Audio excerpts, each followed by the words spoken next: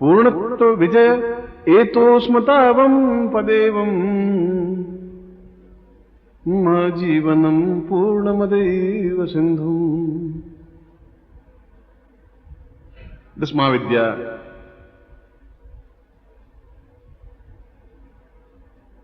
ग्रंथ में और छिन्नमस्ता उपनिषद में जहां 10 महाविद्याओं का वर्णन है, उसमें छिन्नमस्ता को सर्वश्रेष्ठ महाविद्या कहा गया है। यूं तो जीवन में प्रत्येक महाविद्या श्रेष्ठ है, मगर जब तक मन में शांति नहीं प्राप्त होगी, जब तक हम शत्रुओं पर हावी नहीं हो सकेंगे, जब तक हमारी प्रसिद्धि और सम्मान प्राप्त नहीं हो पाएगा, जब हम हमारे कार्य सही ढंग से संपन्न नहीं हो पाएंगे, तब तक हमें जीवन में असफलता ही असफलता देखने को मिलेगी। और असफलता जीवन की मृत्यु है। जो निश्चय कर लिया जीवन में वहां पहुंचना है, तो फिर वहां पहुंचना ही है। और वहां पहुंचने के लिए जो बाधाएं, जो हर्डल्स, जो ऑब्स्टिकल्स जो आ रहे हैं, वो हमारे माध्यम से दूर नहीं हो सकते। अगर हमारे माध्यम से दूर हो जाते तो हम कभी प्रधानमंत्री बन जाते, या राष्ट्रपति बन जाते, या बिरला बन जाते, या टाटा बन जाते। हमारे प्रयत्नों से नहीं हो पा रहे हैं। उसके लिए दैविक बल चाहिए, ताकत चाहिए, क्षमता चाहिए। कोई बहुत बड़ा पहलवान एकदम से ऊंचाई पर नहीं पहुंच पाएगा। तो बाहुबल नहीं चाहिए, मानसिक बल से भी नहीं चलेगा, दैविक बल से चलेगा। और ये मेरे जीवन का अनुभव है कि अगर दैविक बल साथ में है, देवताओं का बल साथ में है, और यदि सही तरीके से प्रयोग है, तो निश्चित रूप से उस कार्य में सफलता मिलती है जो हमारे जीवन का लक्ष्य और उद्देश्य है। और इस उद्देश्य की प्राप्ति में, वो चाहे पढ़ाई पूरी हो, चाहे प्रमोशन हो, चाहे ऊंचा पद प्राप्त करना हो, चाहे राजनीतिक क्षेत्र हो, चाहे व्यापारिक क्षेत्र हो, उसमें आप चाहें या नहीं चाहें, शत्रु पैदा होंगे ही आप, और हैं। उन शत्रुओं से मुक्ति पाने के लिए आपके पास कोई रास्ता नहीं है। लड़ाई झगड़े से हो नहीं सकता, कोर्ट कचहरी से हो नहीं सकता, पुलिस से हो नहीं सकता, और लड़ाई हाथ लाठियों से और तलवारों से हो नहीं सकता। तो फिर ऐसा क्या उपाय, क्या जीवन ऐसे घिसट करके निकलना चाहिए, या जीवन में हमें जो निश्चय किया उस लक्ष्य तक पहुंचना चाहिए? उस निश्चय तक पहुंच पा सकते हैं यदि हमारे जीवन में जीवट शक्ति है, संकल्प शक्ति है। और उससे भी बड़ी बात कि छिन्नमस्ता जैसी साधना अगर हमारे पास हो तो। लिंकन अगर एक मोची अमेरिका का राष्ट्रपति बन सकता है, अगर एक एक्टर अमेरिका का राष्ट्रपति बन सकता है, अगर बिल्कुल कूड़े पर से दाने बिखेर करके डिगाल जैसा फ्रांस का राष्ट्रपति बन सकता है, तो हम उससे ज्यादा श्रेष्ठ हैं। वे जीवन के माइनस पॉइंट से स्टार्ट हुए और जीवन की उच्चता पर पहुंचे। और आप उनसे पूछोगे क्या उन्होंने छिन्नमस्ता प्रयोग किया था? और आपको ये ध्यान होना चाहिए, उन्होंने किया या नहीं किया, मैं लिंकन के टाइम में जीवित नहीं था, इसलिए मैं नहीं कह सकता। मगर हमारा जो ज्ञान और जो क्षेत्र है, हमसे पहले उनके पास पहुंच चुका है। और वे साधनाएं हमसे ज्यादा डिवोटी बनकर, ज्यादा समर्पित होकर करते हैं। अमेरिका के राष्ट्रपति ने सारी फौज, आर्मी को लिखित में ऑर्डर दिया है कि प्रत्येक सुबह मेडिटेशन करे, ध्यान करे। पहली बार ऐसा हुआ। उनका कि एकाग्रता इनकी बढ़ेगी, ये ज्यादा शत्रुओं से जूझ सकेंगे। पहली बार उन्होंने मंत्र का उपयोग किया कि ये मंत्र अपने आप में इफेक्टिव है और इस मंत्र के माध्यम से सफलताएं पाई जा सकती हैं। विज्ञान भी इस बात को अनुभव करने लगा है कि विज्ञान के माध्यम से सफलता नहीं पाई जा सकती। मैं आपको एक ही राइफल से भून करके सफलता नहीं दिला सकता। उन्होंने भी उस ज्ञान का सहारा लेना शुरू किया है, चाहे संकल्प शक्ति के लिए मेडिटेशन या ध्यान या धारणा या समाधि, और इन मंत्रों का, इन शब्दों के माध्यम से हम सफलता पा सकते हैं, चाहे भुवनेश्वरी साधना हो, चाहे छिन्नमस्ता साधना हो।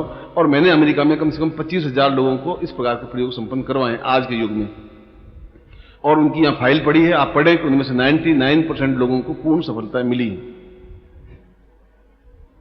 और हमें सफलता 30% मिल पाती है। इसके पीछे कारण यह है कि हमारा विश्वास डगमगा जाता है, संकल्प शक्ति में कमी आ जाती है, और पूरी क्षमता के साथ हम काम नहीं कर पाते। जो भी काम करते हैं अधूरे मन से करते हैं।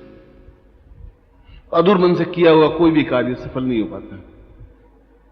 मैं उनकी प्रशंसा नहीं कर रहा हूं, मैं आपकी बुराई भी नहीं कर रहा हूं, मैं आप कर रहा हूं कि कर रहे हैं तो पूरी तरीके से करें, नहीं करें तो बिल्कुल नहीं करें, बीच में आकर के नहीं झूले हम। जिस साधना के माध्यम से मैं सफलता पा सकता हूं, उस साधना के माध्यम से आप भी सफलता पा सकते हैं। मैं तो उदाहरण हूं आपके सामने। और इसीलिए ऋषियों ने छिन्नमस्ता को सर्वश्रेष्ठ कहा गया है, क्योंकि दोनों प्रकार से कार्य करती है। शत्रु दो प्रकार के होंगे, एक तो आपके मानसिक शत्रु क्रोध, और क्रोध में हिंसा हो जाती है, बलात्कार हो जाते हैं। किसी लड़की के साथ बलात्कार होने में कितना, एक मिनट केवल विवेक समाप्त हुआ, बलात्कार किया, 10-12 साल जेल में भुगता और पछताता है कि मैं 1 मिनट क्यों ऐसे गलत चक्कर में पड़ गया। चोरी केवल 5 मिनट में करता है, हत्या 5 मिनट के लिए करता है और उसके बाद पूरे जीवन जेल में बीतता है। ये क्या है? ये क्रोध की अतिरेकता है, ये काम की अतिरेकता है। ये भी हमारे शत्रु हैं। जीवन को आप उन्नति कर रहे हैं और आप जेल में चले जाते हैं, और कुछ नहीं करेंगे तो आप उन्नति कर ही नहीं सकते। समाज में तो जूझना ही पड़ेगा आपको, और समाज में जूझने के लिए आप में क्षमता इतनी नहीं है। उस जूझने के लिए किसी गुरु की जरूरत है, किसी देवता की जरूरत है, और अपने आप की जरूरत है। और यदि ऐसा करते हैं तो उसमें निश्चय रूप में सफलता पाई जा सकती है, हर हालत में पाई जा सकती है। इसलिए एक तो मानसिक शत्रु, काम, क्रोध, लोभ, मोह, अहंकार, उन पर भी विजय प्राप्त करनी है। और दूसरे बाह्य शत्रु, चाहे वो पत्नी हो, चाहे पिता हो, चाहे बेटा हो, चाहे भाई हो, चाहे संबंधी हो, रिश्तेदार हो, चाहे पड़ोसी हो, चाहे ऑफिसर हो, ये भी शत्रु है कि हमारा जो अधिकार में मिलना चाहिए वो नहीं मिल पाता। तब मन में तनाव पैदा होता है और उस तनाव से हम जीवन में निराश पैदा हो जाती है कि हमें क्यों नहीं मिल रहा, जो हमारा हक है वो हमें क्यों नहीं मिल रहा है। हम व्यापार कर रहे हैं तो लक्ष्मी प्राप्त क्यों नहीं हो रही, सफलता क्यों नहीं मिल रही है, हमें बीमार क्यों बने रहते हैं। कारण, रीजन क्या है, उन्नति हमारी क्यों नहीं हो रही है? इसलिए नहीं हो रही है कि ये हमारे शत्रु हैं। या तो आप अपनी एनर्जी उस शत्रुओं को समाप्त करने में लगाएं या उन्नति के लिए लगाएं। या तो मैं आपको लिखूं, प्रवचन करूंगा, या बैठ के लिखूंगा, या गप्पे मारूंगा, या ताश खेलूंगा, या शराब पीऊंगा। एक बार में एक ही काम हो सकता है, दो तो काम कर नहीं सकते आप। इसलिए शत्रुओं पर विजय प्राप्त करना आज के युग में अत्यंत आवश्यक है, क्योंकि हर पग पर शत्रु हैं। आप सड़क पे खड़े हो जाएं तो कार निकलेगी, आपको कुचल के चली जाएगी, वह भी एक तरह शत्रु ही है। आप थोड़ा भी ध्यान नहीं रखा, अंग भंग हो जाएगा। घर जाएंगे और पत्नी ने जोर से बोला, आप उसे जोर से बोलेंगे तो कई 2 दिन की तनाव आपको पैदा हो जाएगा। ये भी शत्रुता ही हुई। आपकी मानसिक शांति समाप्त हो गई, एकाग्रता समाप्त हो गई। इसलिए शत्रु बढ़ गए हैं। आप थोड़ी सी उन्नति करेंगे तो सैकड़ों शत्रु अपने आप पैदा हो जाएंगे, आपको बनाने की जरूरत नहीं है। थोड़ा आप उन्नति करके, अच्छा एक पोस्ट आप ऊंची उठा के देख लीजिए। प्रधानमंत्री नहीं बना तो कोई शत्रु नहीं, प्रधानमंत्री बनते 2000 शत्रु हो गए। तो क्यों बन गए? इसलिए कि उनको ईर्ष्या हुई कि हम क्यों नहीं बन पाए। बने,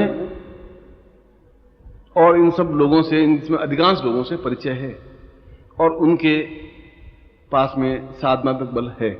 बिना साधनात्मक बल के जीवन में आज के युग में सफलता नहीं पाई जा सकती। चाहे हम 5 मिनट करें, चाहे 25 मिनट करें। इसमें नास्तिक और आस्तिक की कोई बात है ही नहीं। नास्तिक कोई होता ही नहीं। नास्तिक तभी तो होगा जब पहले आस्तिक होगा। पहले सोचेगा ये महादेव है, शिवलिंग है, तभी नास्तिक बनेगा। नहीं, शिवलिंग बेकार है। पर पहले एक बार तो आस्तिक बना, भाई शिवलिंग, इसको शिवलिंग कहते हैं। बिना आस्तिकता के नास्तिक नहीं बन सकता। वह तो केवल एक दिखावा, एक छल है, एक दूसरे के ऊपर प्रहार है कि मैं नास्तिक, मैं नहीं मानता। वो नहीं मानते, अपने बाप को भी नहीं मानते कि तुम मेरे बाप हो, इसका कोई प्रमाण है, कोई सर्टिफिकेट है उनके पास? है ही नहीं। मां ने कहा कि तुम्हारे पिताजी हैं, उनको मानना पड़ रहा है। मैं भी कई बार पूछता हूं, तुम नास्तिक पक्के हैं? पक्के। तुम नहीं मानोगे कि नहीं, मैं लिखित में बिना आंखों देखे नहीं मानूंगा। मैं तुम्हारे पिताजी क्या नाम है? कि मूलचंद जी। तुम्हें कैसे मालूम पड़ा? क्या मालूम मूलचंद जी एक हरिलाल जी थे कि मेरी मां ने कहा है। तो फिर मां की बात मान रहे हो, मां सर्टिफिकेट दिया है? नहीं, मां ने कहा है। तो फिर मेरी भी बात मानो कि भगवान से सफलता मिलती है। या मां की बात भी नहीं माननी चाहिए, या फिर मैं कह रहा हूं उनकी बात भी मानी। इसलिए जीवन में अड़ियल बनने से काम नहीं चलता। छल करने से, शब्द जाल से कोई काम नहीं हो सकता। जीवन में एक निष्ठा चाहिए, अपने ऊपर विश्वास चाहिए, कॉन्फिडेंस चाहिए। भगवान पर कॉन्फिडेंस हो, अपने गुरु पर कॉन्फिडेंस हो, वो रास्ता में बताए और सही बताए। गुरु भी सही हो, जो सही रास्ता बताए। ये गुरु की भी ड्यूटी है। अगर वो छल करता है, झूठ बोलता है, पाखंड करता है, तो गुरु नहीं है तुम्हारा। और ऐसे गुरु आपको 2 रुपए में 10 किलो मिलते हैं। जाइए बाजार में घूम के लिए आइए, हरिद्वार में जाइए, थोक के भाव मिलते हैं। मथुरा में चले जाइए, जहां भी जाइए, मगर वो आपको मंदिर के लिए चंदा मांगेंगे, मकान के लिए चंदा मांगेंगे, कुछ आप दक्षिणा मांगेंगे, फीस मांगेंगे और करते रहेंगे काम। उनकी जीवन शक्ति यही है। जो भीख मांगता वो आपको क्या दे पाएगा? खुद ही मांग रहा है, वो आपको देगा भी क्या? कैसे देगा? इसलिए गुरु पर भी विश्वास होना ही चाहिए, अगर वो सदगुरु है तो। और अपनी जो साधना करवा रहा हूं उस पर भी विश्वास आपको होना चाहिए कि मंत्र सही है। मंत्रे तीर्थे दुजे देवे देवज्ञे भेषजे गुरु यादृशी भावना यस्य तादृशी फलितम मया। मंत्र में तीर्थ पर, देवताओं पर, डॉक्टर पर अगर आपको विश्वास नहीं है तो आपको कोई दवा लाभ दे ही नहीं सकती। विश्वास करना पड़ेगा। वो गोली जो दे रहा है, फिर आप सही है, खराब है, मर जाऊंगा, जिंदा रहूंगा, तो आप गोली नहीं खा सकते, टेबलेट नहीं, इंजेक्शन नहीं दे सकते, आप डाउटफुल हो जाएंगे। या उस पर विश्वास करिए या मत करिए। तीर्थ में आप हरिद्वार जाते हैं तो बहुत स्नान करके एकदम आनंद आप अनुभव होता है, और हरिद्वार में सब लोग टट्टी उसमें जाते हैं और कोई जय नहीं, सीधा बैठे टट्टी गए घर में गए, उनके लिए नदी इस ढंग की और हमारे लिए आनंददायक है। तो विश्वास की बात नहीं। इसलिए मंत्र में, तीर्थ में, देवताओं पर, देवज्ञ, भेषजे का मतलब इलाज करने वाला, गुरु, यादृशी, जितनी आपका भावना है उतना ही फल मिलेगा। 10% आपकी भावना, 10% फल मिलेगा। या तो पूरी तरह समर्पित होइए, पूरा विश्वास कीजिए, या बिल्कुल मत कीजिए, बीच में मत रहिए। और बीच में रहने पर सफलता नहीं मिल पाती। इंग्लैंड अमेरिका में क्या है कि या तो शिष्य बनेंगे ही नहीं, बनेंगे तो अपना सब कुछ लुटा देंगे, बस फकीर होकर के आपके सामने खड़े हो जाएंगे कि गुरु जी आप जाने। वो बीच में नहीं रुकते, और आप दें नहीं दें, करें नहीं करें, होगा कि नहीं होगा, शायद हो, चलो कर लेते हैं, देख लेते हैं, उम्मीद तो नहीं है। एक तो यहां गड़बड़, फिर आपकी पत्नी या पति आपके महान शत्रु कि तुम क्यों बर्बाद हो रहे हो, इससे कुछ नहीं होना, दुकान पर बैठो, 2 गज कपड़े फाड़ोगे तो ज्यादा अच्छा रहेगा, ये क्या चक्कर में पड़ गए हो, ये रोज घी क्यों जला रहे हो, वो प्रबल शत्रु पक्की। अब तुम चुप के करो साधना कि चलो इसको मालूम नहीं पड़ेगा, तुम करें। अब तुम फ्री माइंड हो ही नहीं पाते। घर में शेर पाल रखा है तो फिर आप ध्यान रखिए थोड़ा, और क्या करें। सर्कस में रिंग मास्टर बनिए आप, या फिर शेर पालें तो ओंकार सुनिए। कई पति ऐसे होते हैं जो पत्नियों को मतलब घास फूस समझते हैं। ये तो एक भावना है, इसलिए आपको गलत काम नहीं कर रहे हैं। मैं आपको गलत काम सिखा नहीं रहा हूं, शराब पीना नहीं सिखा रहा हूं, बीड़ी पीना नहीं सिखा रहा हूं। मैं आप कह रहा हूं आप करिए, सफल नहीं मिले तो मैं जिम्मेवार हूं, 100% जिम्मेवार हूं। क्योंकि मैं वही बात कहूंगा जो मैंने अनुभव की है। अगर मैं अनुभव नहीं करता तो मैं आपको नहीं बताता। इसलिए छिन्नमस्ता प्रयोग और छिन्नमस्ता साधना और छिन्नमस्ता मंत्र आज के युग में प्रत्येक व्यक्ति के लिए आवश्यक है। अब जिसके भाग्य में लिखा है वो साधना कर लेगा, मन जाप कर लेगा, गुरु मिल जाएगा। जिसके भाग्य में नहीं लिखा है वो नहीं मिलेगा। मेरे पड़ोस नहीं आएगा, मेरे पास नहीं आएगा 10 साल में, और जम्मू से व्यक्ति आ जाएगा तो आ जाएगा। जम्मू से मैंने को लेटर नहीं लिखा, वो आकर के साधना कर लेगा, मन जाप कर लेगा। ये तो संयोग है। अगर संयोग है तो फल मिल जाएगा, और नहीं मिलेगा तो नहीं मिलेगा। मैंने कहा कि हरिद्वार जिनके लिए पवित्र है उनके लिए पवित्र है, जिनके लिए पवित्र नहीं है नहीं है। गंगा खुद आके नहीं कहेगी तुम मुझमें स्नान कर और पवित्र बन, गंगा नहीं कहेगी। आदमी को पवित्रता अपने मन में रखनी पड़ेगी।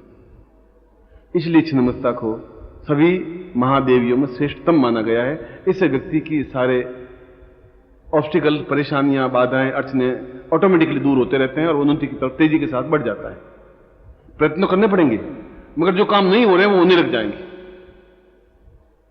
चाहे व्यापार का मामला हो, चाहे नौकरी का मामला हो, चाहे प्रमोशन का मामला हो, चाहे मित्र बनाने की बात हो, चाहे आर्थिक उन्नति की बात हो, चाहे रोग रहित होने की बात है, ये सब कुछ सही डॉक्टर मिल जाएगा, सही गुरु मिल जाएगा, सही रास्ता मिल जाएगा, सही मार्गदर्शन मिल जाएगा। किसी न किसी माध्यम से ही काम होगा। मगर वो रास्ता छिन्नमस्ता खुद आके भले तुम्हें कहे कि नहीं कहे, तुम उस लेवल पे पहुंचो कि नहीं पहुंचो कि वो प्रत्यक्ष हो सके। क्योंकि पहली क्लास वाला एमए का इम्तिहान नहीं दे सकता, मगर धीरे धीरे आप मैट्रिक का इम्तिहान, फिर बीए का, एमए का कर सकते हैं आप। अच्छा, छिन्नमस्ता प्रत्यक्ष भी हो सकती है और लोगों ने किए हैं। ये मंत्र थोड़ा तीक्ष्ण है, मगर इसमें कोई घबराने की बात नहीं है।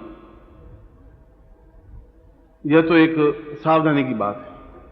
इसलिए इसके साइड इफेक्ट, नुकसान कुछ नहीं हो सकता, पर लाभ नहीं मिलेगा। ऐसा नहीं कि इससे विपरीत फल मिल जाए। अगर आप मंत्र सही नहीं किया या साधना सही नहीं की तो यह हो सकता है कि आपको सफलता नहीं मिले, पर यह नहीं कि इससे कोई नुकसान हो जाएगा। डाउटफुल होने से काम नहीं चलेगा।